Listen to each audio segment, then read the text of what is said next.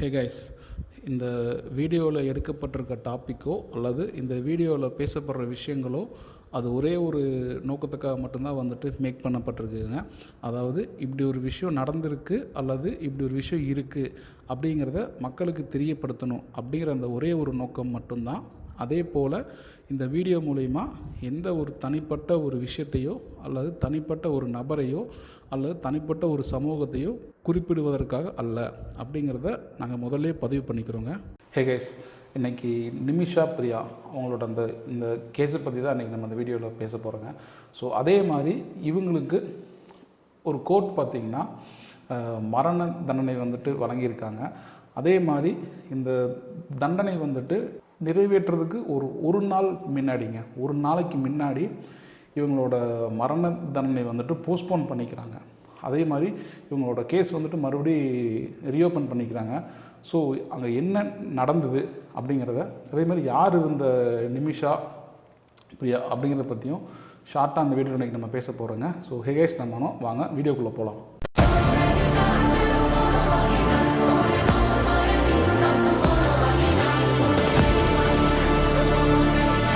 So இந்த நிமிஷா பிரியா அப்படிங்கிறவங்க கேரளாவை சேர்ந்த ஒரு பெண்ணுங்க. அதே மாதிரி இவங்க 2008 ஈமன் அப்படிங்கிற ஒரு நாட்டுக்கு ஒர்க் பண்ண போகிறாங்க. அதே மாதிரி இவங்களோட ஒர்க் பார்த்திங்கன்னா நர்ஸ் ஆக்குறாங்க. ஸோ 2008 அவங்க அங்கே ஏமன் போகிறாங்க. ஒரு 2-3 இயர்ஸ் பார்த்திங்கன்னா அங்கே அவங்க ஒர்க் பண்ணுறாங்க. அதுக்கப்புறம் 2011 அவங்களுக்கு மேரேஜ் ஃபிக்ஸ் ஆகுது. அதுக்காக 2011 கேரளா அவங்க வராங்க. மேரேஜ் முடிச்சுட்டு அவங்களும் அவங்களோட ஹஸ்பண்டும் பார்த்திங்கன்னா ஏமனுக்கு ரிட்டன் ஆகிறாங்க. ஸோ அங்கே போயிட்டு அவங்களோட லைஃப் அவங்க லீட் பண்ணிகிட்ருக்காங்க. ஸோ அவங்களுக்கு அப்போ ஒரு குழந்தை ஒன்று பிறக்குதுங்க. ஸோ இப்போது அதுக்கப்புறம் பார்த்திங்கன்னா அவங்களோட ஹஸ்பண்ட் அப்புறம் அவங்களோட சைல்டு 3 பேர் பார்த்திங்கன்னா அங்கே ஏமனில் வாழ்ந்துட்டுருக்காங்க. ஸோ அங்கே ஒரு 2-3 இயர்ஸுங்க, ஒரு 4 இயர்ஸ் பக்கம் அங்கே வாழ்ந்துட்டுருக்காங்க. ஸோ அப்போது அவங்களுக்கு அங்கே ஃபினான்ஷியலாக கொஞ்சம் ஸ்ட்ரகிள் ஆகிறாங்க. ஸோ அப்படிங்கிறப்போ இவங்களோட ஹஸ்பண்டும் இவங்களோட பொண்ணும் அந்த குழந்தையும் பார்த்திங்கன்னா மறுபடியும் கேரளாக்கே வந்துடுறாங்க. இவங்க நிமிஷா பிரியா அங்கே ஈமெயிலே ஸ்டே பண்ணி அவங்களோட ஒர்க்கை அவங்க பார்த்துட்ருக்காங்க. ஸோ அதே மாதிரி நான் கொஞ்சம் இங்கே அதிகமாக நான் ஏர்ன் பண்ண ஆரம்பித்த அப்புறம் நம்ம எல்லோரும் ஃபேமிலியாக இங்கே வாழலாம் அப்படின்னு அவங்க டிசைட் பண்ணிக்கிறாங்க. ஸோ அப்போ அவங்க யோசிக்கிறாங்க, நம்ம எவ்வளோ நாளைக்கு நம்ம இப்படியே இங்கே தனியாக வாழ்ந்துட்டுருக்கிறது, நம்மளோட ஃபேமிலியாக வாழணும், அதுக்கு நம்ம கொஞ்சம் இன்னும் கொஞ்சம் நம்ம சம்பாதிக்கணும் அப்படின்னு அவங்க யோசிக்கிறாங்க. ஸோ அப்படிங்கிறப்போ அவங்களோட ஃபீல்ட்லேயே பார்த்திங்கன்னா இன்னொரு ஸ்டெப்பாக சின்னதாக ஒரு ஹாஸ்பிட்டலில் ஸ்டார்ட் பண்ணலாம் அப்படின்னு அவங்க முடிவு பண்ணுறாங்க. ஸோ அந்த ஏமன் நாடுங்க, அங்கே ஒரு ரூல்ஸ் ஒன்று இருக்குதுங்க. அதாவது இப்போ அங்கே ஒரு ஹாஸ்பிட்டலில் ஸ்டார்ட் பண்ணணும் அப்படின்னா அந்த ஏமன் நாட்டை சேர்ந்த ஒருத்தர் அங்கே ஷேர் ஹோல்டராக இருக்கணும் அப்படிங்கிற மாதிரி ஒரு ரூல்ஸ் அங்கே இருக்குதுங்க.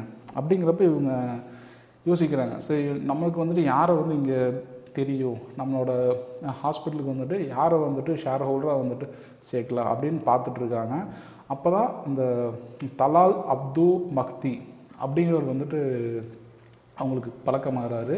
ஸோ அதே மாதிரி இவங்களுக்குள்ளே ஃபஸ்ட்டே எப்படி பழக்கமாயிருக்குன்னா, இந்த மக்தி அவரோட ஒய்ஃபோட டெலிவரிங்க, அது பார்த்திங்கன்னா இவங்க நிமிஷா பிரியா அவங்க ஒர்க் பண்ண ஹாஸ்பிட்டலில் தான் பார்த்திங்கன்னா அந்த மக்தி அவரோட ஒய்ஃபுக்கு டெலிவரி ஆகிருக்கு. ஸோ அப்போது இவங்க நிமிஷா பிரியா தான் பார்த்திங்கன்னா அவங்களெல்லாம் ஃபுல்லாக பார்த்துருக்காங்க. ஸோ அப்படிங்கிறப்போ நல்ல ஒரு ஃப்ரெண்ட்ஷிப் அவங்களுக்குள்ளே ஏற்படுது.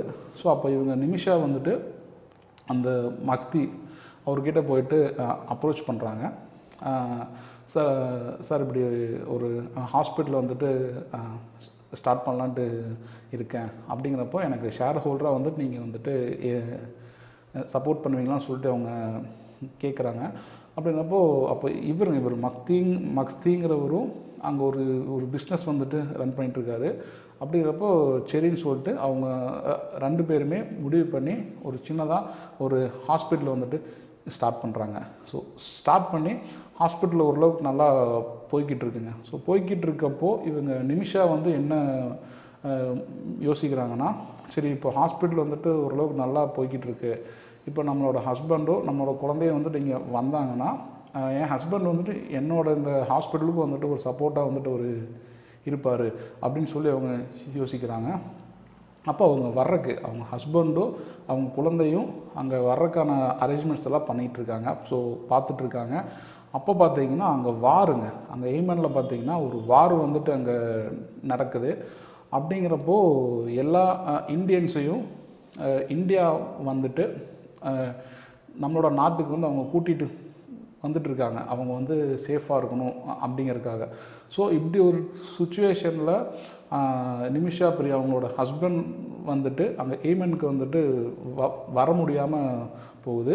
இவங்க நிமிஷா பிரியா மட்டும்தான் அந்த ஹாஸ்பிட்டலில் வந்துட்டு பார்த்துட்ருக்காங்க. ஸோ அப்படிங்கிறப்போ அவங்க சரி ஓகே இந்த வார் இதெல்லாம் வந்து கொஞ்சம் கம்ப்ளீட் ஆனதுக்கப்புறம் நம்ம வந்துட்டு ஏமன் போய்க்கலாம், அங்கே போயிட்டு நம்ம சப்போர்ட் பண்ணலாம் அப்படின்னு சொல்லி அவங்க முடிவு பண்ணிக்கிறாங்க. ஸோ அதுக்கப்புறங்க ஹாஸ்பிட்டலில் பார்த்திங்கன்னா ஒரு 1.5 year ஒரு 2 years வந்துட்டு அவங்க ரன் பண்ணுறாங்க. நல்லாவே பார்த்திங்கன்னா ஹாஸ்பிட்டல் வந்து போய்கிட்டு இருக்குது. ஸோ இப்போங்க இப்படி ஹாஸ்பிட்டலில் நல்லா போய்கிட்டு இருக்குங்கிறப்போ இந்த மக்தி அப்படிங்கிற அந்த ஷேர் ஹோல்டருங்க அவர் என்ன சொல்கிறாருன்னா, எனக்கு வந்துட்டு கொஞ்சம் அதிகமாக வந்துட்டு ஷேர்ஸ் வந்துட்டு வேணும் அப்படிங்கிற மாதிரி அவர் சொல்கிறாரு. அதுக்கு இவங்க நிமிஷா பார்த்தீங்கன்னா, இல்லைங்க நம்ம ஃபஸ்ட்டு இந்த ஹாஸ்பிட்டலில் ஸ்டார்ட் பண்ணுறப்பவே நம்ம அக்ரிமெண்ட் வந்துட்டு பண்ணிக்கிட்டோம், நம்மளுக்கு வந்துட்டு இவ்வளோ ஷேரிங்ஸ் தான் ஷேர் தான்ட்டு, அப்போ எப்படி வந்துட்டு நீங்கள் அதிகமாக வந்துட்டு இப்போது சொல்கிறீங்கிறாங்க. ஸோ இந்த மாதிரி அவங்களுக்குள்ளே வந்துட்டு அடிக்கடி வந்துட்டு இந்த மாதிரி சம் இஷ்யூஸ் வந்துட்டு போய்கிட்டுருக்கு.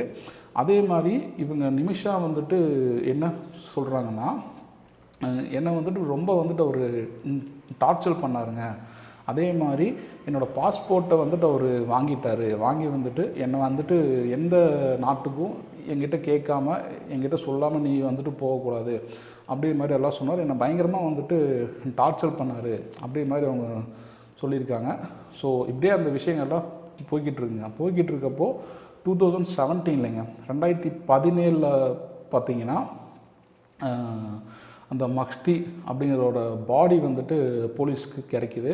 ஸோ கிடச்சிட்டு இவங்க நிமிஷா பிரியா அவங்கள வந்துட்டு அரெஸ்ட் பண்ணுறாங்க. அரெஸ்ட் பண்ணிவிட்டு விசாரிக்கிறப்போ நிமிஷா பிரியா வந்து சொல்கிறாங்க, ஆமாங்க நான் தான் வந்துட்டு இப்படி பண்ணேன், பட் வந்துட்டு என்னோடய பாஸ்போர்ட் வந்துட்டு அவர் மடக்கிட்டார், அதேமாதிரி எனக்கு பயங்கரமாக வந்துட்டு அவர் என்னை டார்ச்சர் பண்ணுறாரு அப்படின்றப்போ என்னோடய பாஸ்போர்ட்டை வந்து நான் அவர்கிட்டருந்து வாங்கி நான் என்னோடய கண்ட்ரிக்கு வந்துட்டு நான் போகணுன்னு நான் நினச்சேன். அதுக்காக தான் அவருக்கு வந்துட்டு மயக்க மருந்து இன்ஜெக்ஷன் வந்து நான் போட்டேன். பட் வந்துட்டு கொஞ்சம் ஹெவி டோஸ் வந்துட்டு ஆனங்காட்டி அவர் இறந்துட்டார்.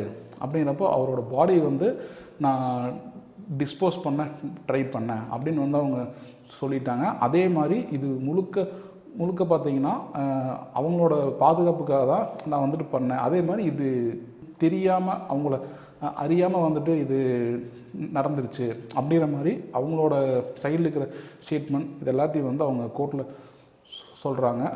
பட் ஏமன் கோர்ட் பார்த்திங்கன்னா இதை வந்துட்டு அவங்க அக்செப்ட் பண்ணலை. அவங்களுக்கு வந்துட்டு மரண தண்டனை வந்துட்டு வழங்குகிறோம் அப்படின்னு சொல்லி அவங்க 2020 அவங்க வந்துட்டு ஜட்ஜ்மெண்ட் வந்துட்டு கொடுத்துட்டாங்க. ஸோ அதுக்கப்புறம் பார்த்திங்கன்னா நம்மளோட இந்தியன் கவர்மெண்ட் ஆகட்டும், அதேமாரி அவங்க நிமிஷா பிரியா அவங்களோட ஃபேமிலி ஆகட்டும் பயங்கரமாக வந்துட்டு அவங்கள அதுலேருந்து வெளியில் கொண்டு வர ட்ரை பண்ணுறாங்க. அதே மாதிரி அதுக்கப்புறம் அந்த 2020 கொடுத்த ஜட்ஜ்மெண்ட்டுக்கு அப்புறம் இவங்க ஏமனில் இருக்க சுப்ரீம் கோர்ட்டில் வந்து அவங்க இந்த கேஸை வந்துட்டு எடுத்துகிட்டு போகிறாங்க. ஸோ அங்கேயும் பார்த்திங்கன்னா அவங்களுக்கு வந்துட்டு இல்லைங்க ஃபைனலாக நாங்கள் வந்துட்டு இவங்களுக்கு மரண தண்டனை தான் வந்துட்டு வழங்குகிறோம் அப்படின்னு சொல்லி அவங்களும் 2023 வந்துட்டு அவங்களுக்கு மரண தண்டனை வந்துட்டு வழங்கிட்டுங்க. ஸோ அதுக்கப்புறம் சரி என்ன பண்ணலாம் அப்படின்னு அவங்க பார்க்குறப்போ கடைசியாக ஒரே ஒரு ஹோப் வந்துட்டு அவங்க பார்க்குறாங்க. பிளட் மணின்ட்டுங்க. அந்த பிளட் மணி அப்படின்னா என்னன்னு பார்த்தீங்கன்னா, இப்போது ஒரு தவறுதலாக இல்லைன்னா வந்துட்டு ஒரு நம்மளை அறியாமல் ஒருத்தவங்களோட உயிர் போயிடுச்சு அப்படிங்கிற பட்சத்தில் அந்த இறந்தவங்களோட ஃபேமிலிக்கு நம்ம ஒரு அமௌண்ட் வந்து தருவோங்க. அதை வந்து அவங்க அக்செப்ட் பண்ணிட்டாங்க.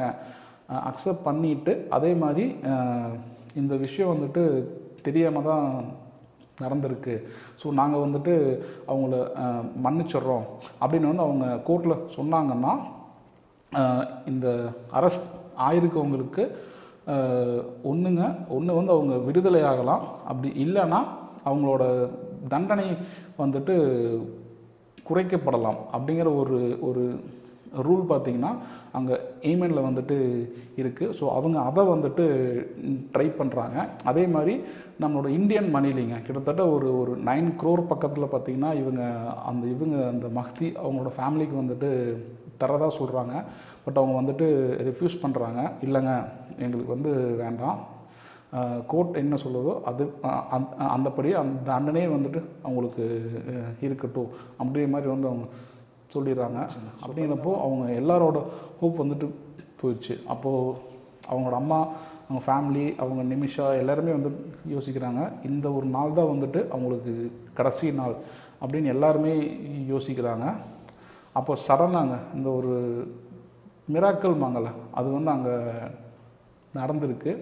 அதாவது இந்தியாவோட கிராண்ட் மஃப்தி ஆஃப் இந்தியா அப்படின்னு அழைக்கப்படுற மிஸ்டர் அபுபக்கர் முசிலியார் அப்படிங்கிறவர் பார்த்திங்கன்னா அந்த ஏமன் கண்ட்ரிக்கிட்ட வந்து அவர் பேசுகிறாருங்க. ஸோ பேசி இந்த கேஸை பார்த்திங்கன்னா மறுபடியும் வந்துட்டு ரீஓப்பன் பண்ணுங்கள், நாங்கள் வந்துட்டு அந்த ஃபேமிலிக்கிட்ட வந்துட்டு பேசுகிறோம் அப்படிங்கிற மாதிரி அவர் பேசியிருக்காரு. ஸோ அந்த கவர்மெண்ட் அந்த மஹ்தி அவரோட ஃபேமிலிக்கிட்ட பார்த்திங்கன்னா பேசியிருக்காங்க. ஸோ பேசிட்டு இப்போதைக்கு அவங்களோட அந்த மரண தண்டனைங்கிறத நாங்கள் வந்துட்டு போஸ்ட்பான் பண்ணுறோம் அப்படின்னு வந்துட்டு இப்போ அந்த கோர்ட் சொல்லியிருக்கு. அதே மாதிரி மறுபடியும் இந்த கேஸை வந்துட்டு அவங்க இப்போது ரீஓப்பன் பண்ணியிருக்காங்க. ஸோ ஃபைனலாங்க இந்த நிமிஷா பிரியா அவங்களுக்கு வந்துட்டு ஒரு கடைசி வாய்ப்பாக வந்துட்டு இப்போது அவங்களோட கேஸ் வந்துட்டு ரீஓப்பன் ஆயிருக்கு. ஸோ பார்ப்போங்க என்ன வந்துட்டு நடக்குதுன்னு. ஸோ இன்றைக்கி இந்த வீடியோ இதோட கம்ப்ளீட் பண்ணுறேங்க. நாளைக்கு வேற ஒரு வீடியோவில் மீட் பண்ணுறேங்க.